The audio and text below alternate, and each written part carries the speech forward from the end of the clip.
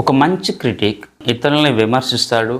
అవసరమైతే వాళ్ళు చేసిన మంచి పనుల్ని మెచ్చుకుంటాడు. నేను గతంలో సీఎం రేవంత్ రెడ్డి చేసిన కొన్ని ప్లాన్స్ లేదంటే ఐడియాస్ అనుకోండి, వాటిని చాలా వరకు వ్యతిరేకించాను. వాటి మీద వ్యతిరేకంగా కామెంట్ కూడా చేయడం జరిగింది. ఇప్పుడు ఆయన చేస్తున్న కొన్ని మంచి పనుల గురించి చెప్పడం కూడా నా యొక్క డ్యూటీ అవుతూ ఉంటుంది. రీసెంట్గా ఆయన తీసుకున్న ఒక మంచి స్టెప్ ఏంటంటే, హైదరాబాద్ ఏరియాలో దాదాపు 3000 చెరువులు దగ్గర సీసీ కెమెరాస్ మిస్ అయినట్టుగా గుర్తించి ఆ సీసీ కెమెరాస్ని అక్కడ ఇంప్లిమెంట్ చేయమని, చెరువుల యొక్క భూములు కబ్జా అయితే వాటి మీద యాక్షన్ తీసుకోమని అక్కడ జోనల్ ఆఫీసర్స్కి చాలా సీరియస్ వార్నింగ్ ఇవ్వడం, ఇలాంటివి చాలా వరకు మంచి పరిణామాలుగా మనం అనుకోవచ్చు. గత ప్రభుత్వంలో నేను చాలా వరకు చూశాను, చెరువుల విషయంలో చాలా వరకు కబ్జాలు అయితే జరిగాయి.